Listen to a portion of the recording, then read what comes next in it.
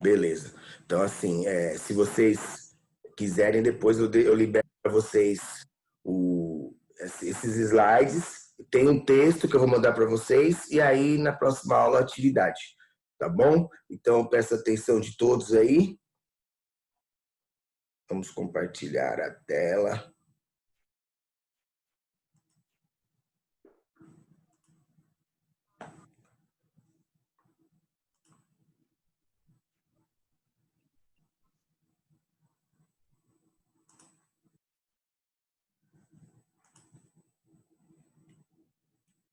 Todo mundo vendo aí?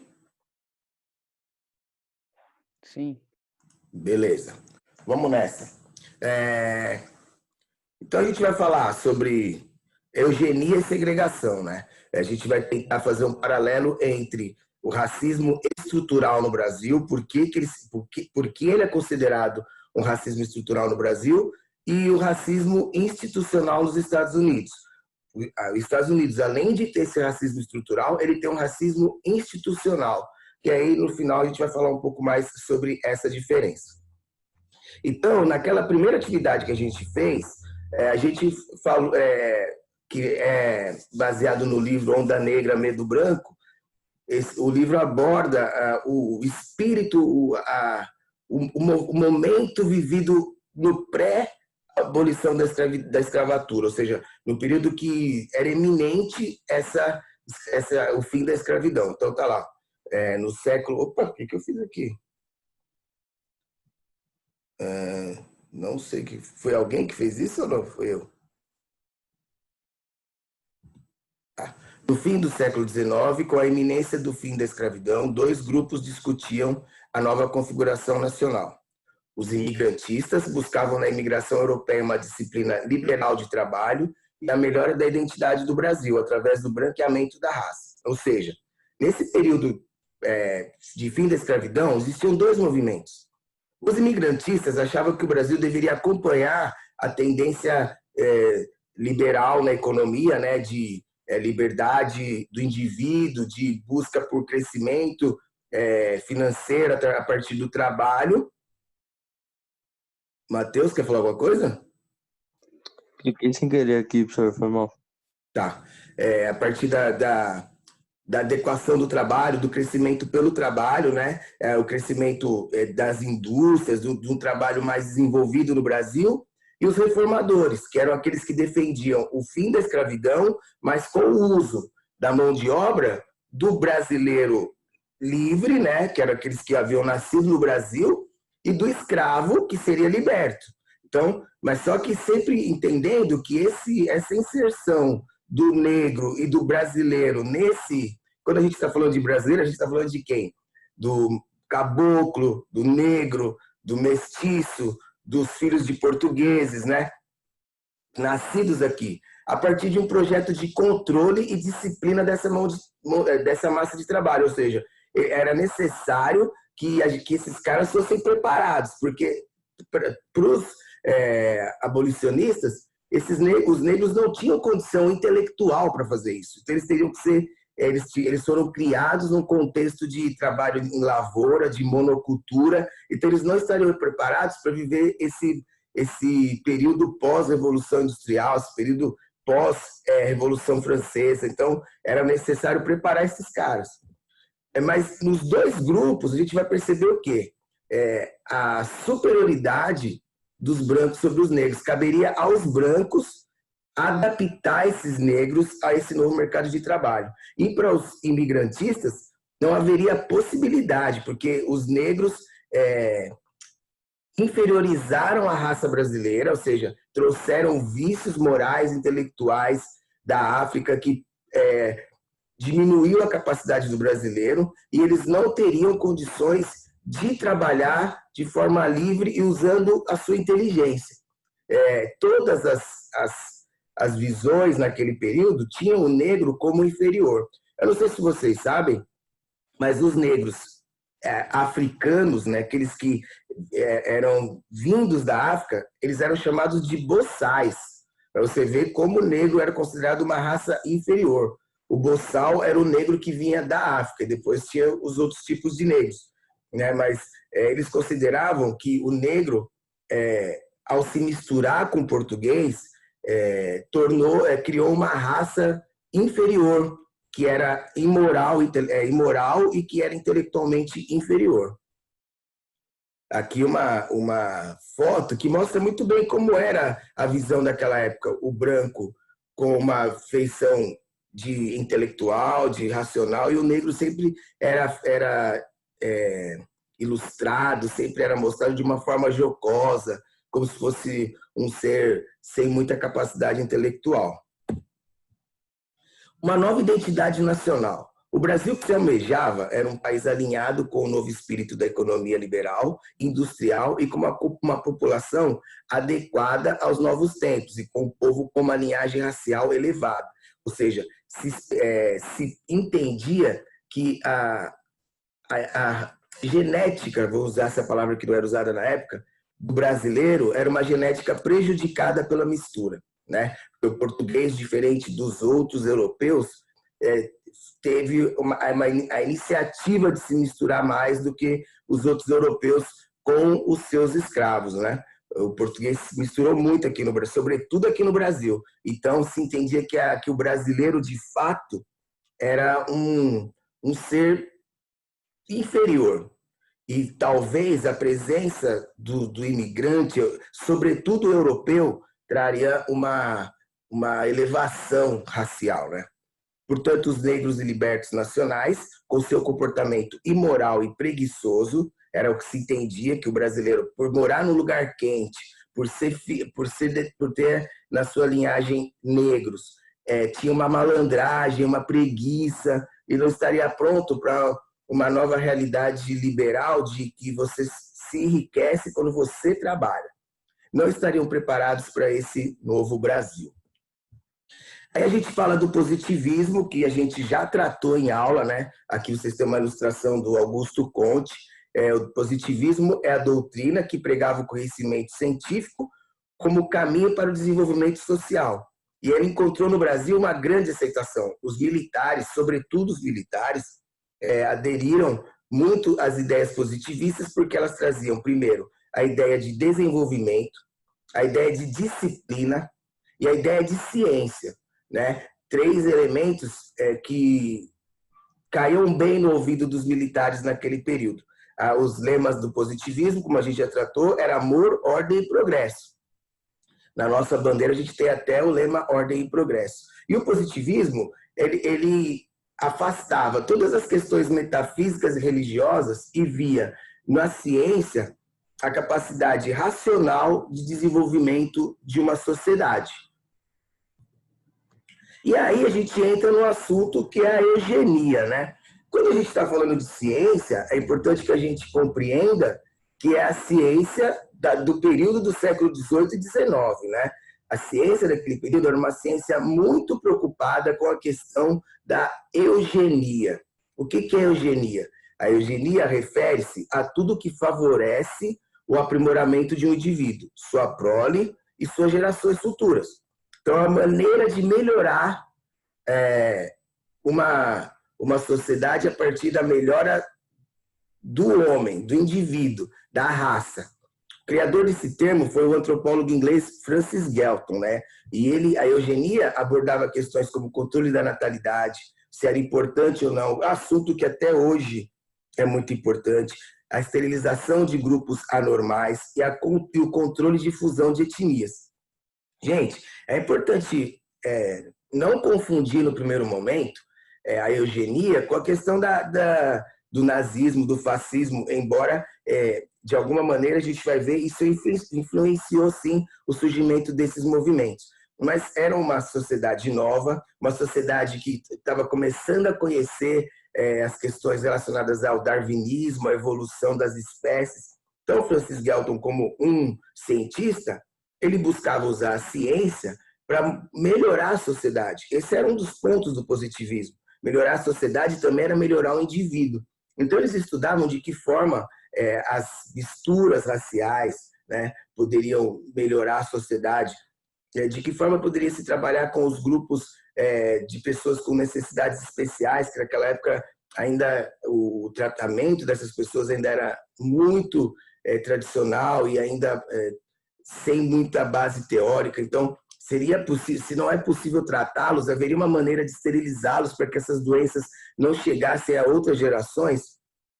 Então, assim, eram questões científicas para a época, né? É importante entender isso, que era ciência, a eugenia é ciência, mas hoje ela é vista com outros olhos, por conta das questões de preconceito, discriminação, né? De liberdade individual, mas elas eram pertinentes para o momento. Tá todo mundo me ouvindo aí? De boa ou não? Sim, de boa. Ninguém tem nenhuma pergunta? De boa. Por enquanto, não. Por enquanto, não. Por enquanto, gente, a gente está falando, a gente está dando uma revisadinha e deu uma avançada, porque eu não falei de eugenia de fato, no que a gente já viu. Aqui até agora que nada é diferente do que a gente já viu. Alguém sabe, pode me dizer se tem alguém querendo entrar na sala ou não? Não. Não, né? Se tiver, alguém me avisa, porque eu tô com a tela cheia aqui e não consigo ver, tá? Muito bem. O negro no século XX. Vem a libertação dos escravos, né? E o século XX é a primeira geração de negros livres. Agora, quando a gente fala de racismo estrutural, a gente precisa entender que a gente está falando de um racismo que está entranhado nos fundamentos da sociedade. E a ciência, sem dúvida, é um fundamento da sociedade. Óbvio que a ciência, hoje, ela é muito mais acessível a todos nós do que no começo do século XX, onde que nem a escola não havia escola para todos. Mas a ciência, ela era um fundamento importante para aqueles que conduziam a nação. Então, de uma certa forma, ela tinha um impacto, um reflexo na sociedade. O século XX começa com uma forte influência das teorias eugenistas vindas da Europa. Logo, a primeira geração de negros livres no Brasil enfrentou um racismo respaldado, ou seja, legitimado, apoiado pela ciência. E essa ciência considerava os negros inaptos para a nova configuração econômica, que era uma configuração liberal, né, do trabalho do indivíduo, da busca pelo crescimento do indivíduo a partir do desenvolvimento do seu trabalho, da iniciativa, do empreendedorismo, né? Palavras que a gente ouve até hoje, e eles eram considerados inaptos para essa nova configuração econômica e, portanto, eles eram abandonados pelo Estado que priorizava o imigrante, né? Sobretudo o imigrante europeu e norte-americano. Aquele livro que eu estou lendo, que eu falei que eu passei os trechos para vocês, ele trata, inclusive, também da possibilidade da imigração de chineses, e havia uma grande resistência, porque os chineses também eram considerados uma raça inferior, né? E você vê como há um movimento cíclico, né? Hoje, de novo, existe o que a gente chama de sinofobia, né? Que é o preconceito com o chinês, né? A gente vê que por questões políticas e até agora por conta da Covid-19, volta à tona essa coisa do ser humano de rejeitar outras etnias, né? E a gente tem que estar sempre atento contra isso. Vocês veem aqui nessa ilustração uma medição de crânios, medindo crânios de macacos, crânios de seres humanos, o crânio do branco, do negro, e havia essa ideia de que, e esses são estudos científicos, tá? Existia a ideia de que a conformação craniana do negro, exceto os da Etiópia, que, segundo os cientistas, os negros da Etiópia tinham uma conformação de muito parecida com o do homem branco, então eles seriam superiores, mas os outros negros seriam inferiores por ter uma conformação de crânio diferente. Então, assim, imagina os reflexos dessas constatações científicas na sociedade.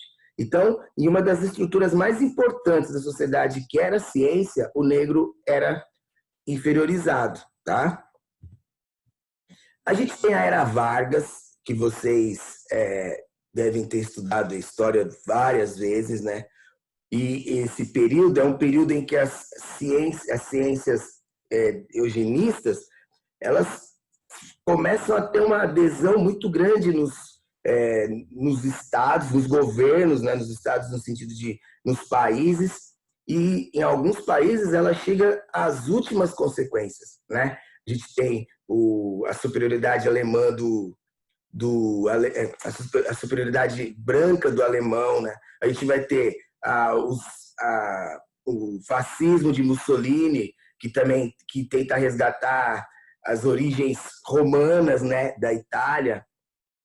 Então, existe em vários lugares essa tendência de superioridade racial que você agora entende que não veio do nada, né? A ciência meio que incentivou esse sentimento de buscar uma raça superior, e cada nação adotou, recebeu, entendeu essas teorias eugenistas da sua forma. Então, e aqui no Brasil, imagina o que era você ser negro num país em que não existia, já existia um preconceito natural. O negro vinha numa condição de ex-escravo, era praticamente a primeira geração que envelhecia de negros sem o menor preparo para o mercado de trabalho, para essa nova sociedade, que tinha sido afastado do mercado de trabalho pelos imigrantes.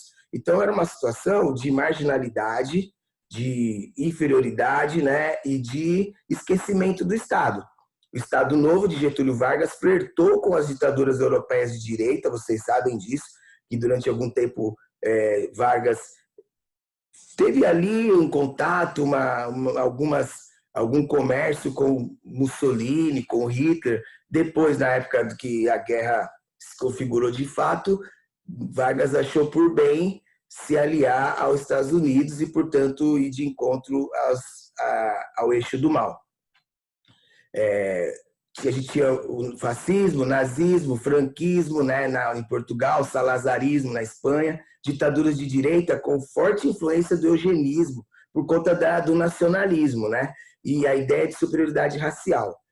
Aqui no Brasil, a gente teve os integralistas, a ação integralista no Brasil, que era chefiada pelo Plínio Salgado, e que tinha essa mesma ideia de nacionalismo, só que a diferença deles é que a questão da superioridade racial estaria na miscigenação das raças originais, o negro e o índio, né, e o nascido no Brasil. Então, era um nacionalismo que tinha a única diferença que não existiria a raça pura, seria uma raça que misturasse esses três elementos. Era um nacionalismo às avessas em relação aos que ocorriam em outras partes do mundo. E eles tiveram a adesão de muitos negros e índios nesse movimento, porque foi o único movimento que, de uma certa maneira, apoiou e adotou esses segmentos sociais tão à parte na sociedade. Mas esse grupo integralista, por um tempo, foi apoiado por Vargas, depois Vargas abandonou esse grupo, e o que a gente percebe até aí é o quê? Um total abandono do Estado, outro fundamento da estrutura de um país. A ciência viu o negro como inferior, o Estado ignorava esse negro e jogava ele para as periferias, né? E o último o último, mas talvez o primeiro, de fato, foi a religião, né? Por quê? O catolicismo no Brasil foi um importante elemento de justificativa para a escravidão e o racismo, entendendo que o processo de escravidão havia civilizado e catequizado os bárbaros africanos. Então, assim, a escravidão foi boa para os negros porque tirou os negros de um estado selvagem na África, trouxe esses negros para a civilização e mais, cristianizou esses negros. Então foi um movimento bom por conta disso. E via a necessidade de branquear a raça. Esse era um outro movimento muito importante no final do século XIX e começo do século XX, que era a busca por branquear a raça brasileira a partir do imigrante europeu. Então, o que essa obra que chama Redenção de Cã, ela ilustra bem isso, ó. A avó agradecendo a Deus porque o neto dela já não era negro, porque a moça, que também já é mulata, casa com um branco, né, e tem uma filha totalmente branca, e aí ela se vê livre, essa criança está livre dessa maldição de ser negro. Essa a redenção de Cã é porque eu acho que eu até falei para vocês, na Bíblia tem uma passagem de Noé, né, que Noé, depois que a arca consegue se estabilizar, né, que a chuva acaba, ele constrói uma vinha e depois que as uvas ficam prontas, ele faz uma festa e faz vinho nessa vinha e enche a cara, isso está na Bíblia, tá? E fica loucão. E aí diz que ele tira a roupa e começa a dançar. Cão, que é um dos filhos dele, chega e vê ele nu. Só que essa passagem na Bíblia dá a entender que talvez Cão tenha abusado do pai quando ele estava nu. Quando Noé acorda, Noé fica sabendo pelos outros irmãos o que tinha acontecido, e Noé amaldiçoa os filhos de Cão, né? E dizendo que eles iam ser escravos, que eles iam ser servo de todos os outros, que tinham uma maldição sobre eles. E Cão, segundo a tradição bíblica, foi quem ocupou a região africana. Então, havia essa polêmica nessa religião de que os negros eram amaldiçoados por conta dessa passagem, por isso é que eles tinham que ser escravos. Essa era uma como posso dizer, uma determinação divina, né? Então, aqui ela está agradecendo por isso. Então, observa, ó, a gente vai ter em todas as áreas humanas uma condição de inferioridade em relação ao branco. Só em 1951 é que o Estado sancionou uma lei que favorecia ou que protegia os negros, que era a Lei Afonso Arinos, que ela tipificava não como crime, mas como contravenção penal qualquer forma de preconceito, né? E aí ela interrompe, assim, a primeira forma de interromper séculos de discriminação, preconceito e humilhações, né, que os negros tiveram. Então, quando a gente fala de racismo estrutural no Brasil, a gente está falando de... Deixa eu ver a hora aqui para eu não passar. A gente está falando de discriminação da religião, discriminação da ciência, discriminação do Estado e discriminação da economia, né? Isso é o racismo estrutural. Depois a gente fala um pouquinho mais sobre isso, né? Tanto aqui, ó, as estruturas de uma nação se apresentam na política, na religião, na cultura. A cultura africana também foi fortemente reprimida pelo Estado. A ciência, a própria filosofia com o positivismo, assim, todas as áreas da sociedade legitimavam o racismo. Aí eu te pergunto, né? Como esperar que os nossos avós não fossem racistas? Né? É muito menos uma questão de caráter e muito mais uma questão social, estrutural.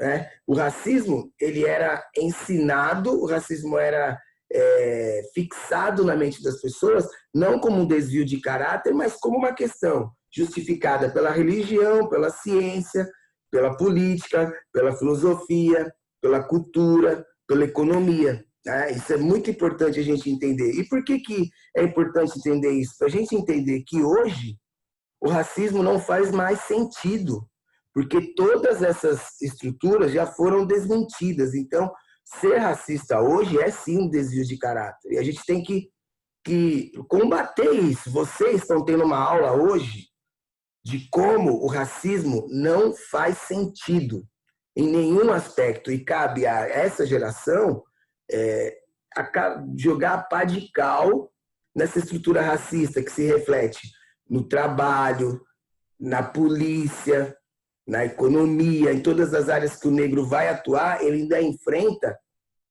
os resquícios de um racismo que se entranhou nas estruturas do país. tá? Aí a gente vai falar um pouco dos Estados Unidos, tá? Que tem um racismo um pouco diferente. Primeiro que o processo de libertação dos escravos deles se deu a partir da Guerra da Secessão, né? Onde os Estados Unidos, a galera do Norte, os estados do Norte, que eram abolicionistas, mas não é que eles não eram racistas, mas eles eram abolicionistas e tinham um desenvolvimento cultural, porque era a região mais povoada, mais industrial, contra o Sul, que era escravista por conta da sua economia, que era de monocultura, né? Grandes latifúndios, enfim. E aí a galera do Norte ganhou e a escravidão acabou por meio da guerra.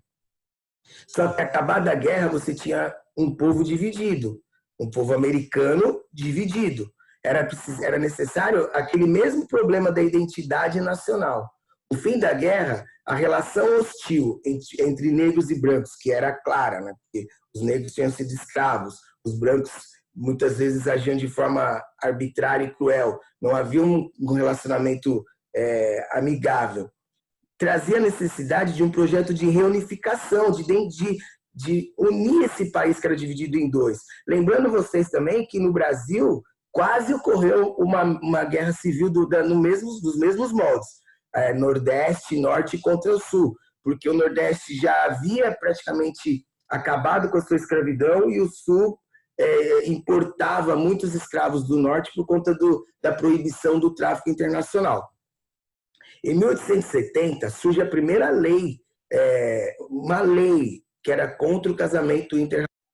Um negro, um branco, uma negra, um branco, enfim, não podiam casar no Tennessee, porque nos Estados Unidos cada estado tinha suas próprias leis. E, posteriormente, surgiram as emendas de reconstrução, que eram emendas que tratavam de como ia ser esse novo país.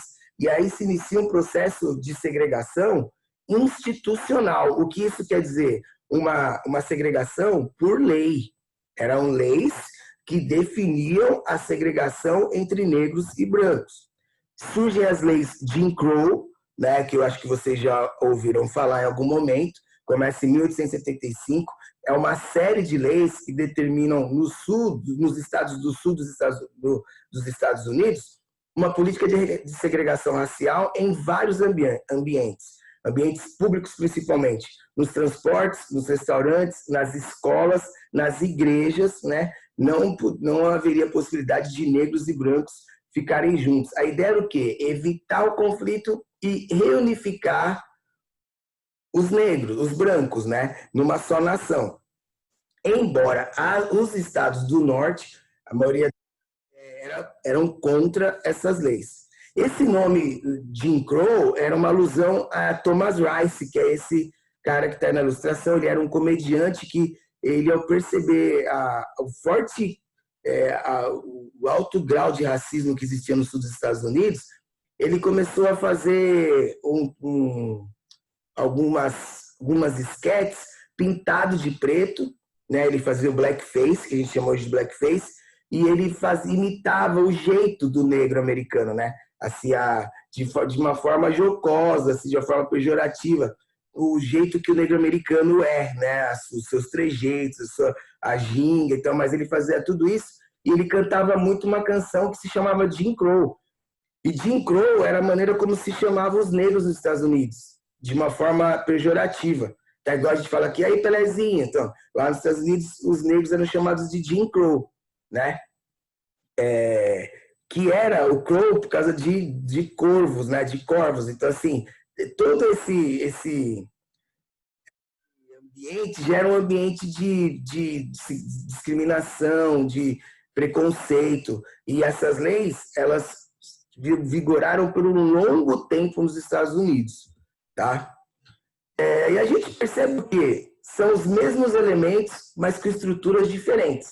A doutrina chamada separado mas iguais é uma doutrina que entendia o quê?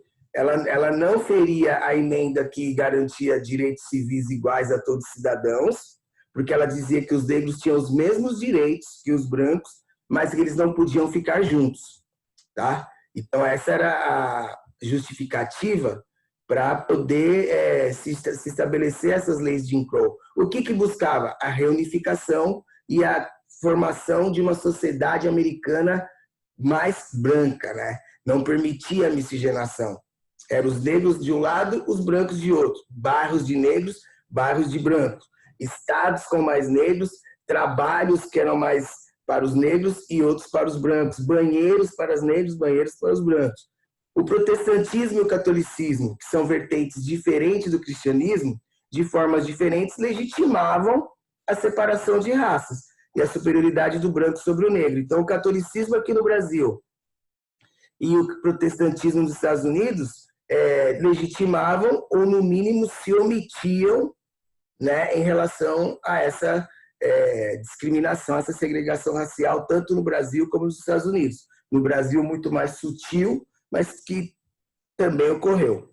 O racismo dos Estados Unidos da América era institucional e, embora fosse mais intenso no Sul, foi um elemento de unificação na busca da identidade do verdadeiro povo americano, respaldado pelo patriotismo, projeto econômico e da mesma forma que ocorreu nos Estados Unidos.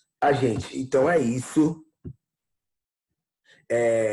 Espero que vocês tenham entendido, tá? Essa aula é a aula de fechamento, mas que eu acho que vai dar mais recursos para vocês entenderem qual era o ambiente que os negros que lutaram pelos direitos civis dos Estados Unidos ou os grupos de luta pelos direitos civis no Brasil tiveram que enfrentar. Era uma sociedade extremamente racista, por N motivos, por uma série de estruturas que já haviam se formado e que pareciam não ter mais como voltar atrás. Nos Estados Unidos, isso é talvez mais claro, porque estava presente nas instituições, né? A lei favorecia a segregação racial. Diferente no Brasil, que essa segregação ela foi lenta, ela foi tácita, por debaixo dos panos, mas ela ia ocorrendo e a sociedade testemunhava, mas não fazia nada. Tá bom? Gente, é isso, tá? Eu vou fazer a chamada aqui rapidinho. Chamada não, né? Ver quem está aqui. Enquanto isso, vocês podem, se tiver alguma dúvida, vocês podem perguntar. Pro, você vai dar atividade na próxima aula? Sim, minha querida. Tudo bem para você? Não. Vai valer nota? Por quê? Oxe, sei lá, quer saber? Nossa, só para saber, só por curiosidade. Ô, Lara, todas essas atividades que vocês estão fazendo estão sendo avaliadas por projeto, tá? Então, a primeira nota que eu falei serão essas atividades, tá? Na verdade, são 3.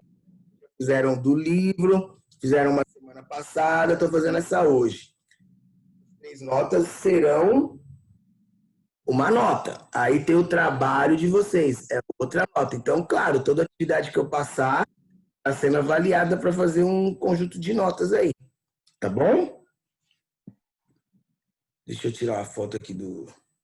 Mas vai ter só a próxima aula para fazer a atividade que você vai passar hoje? Sim.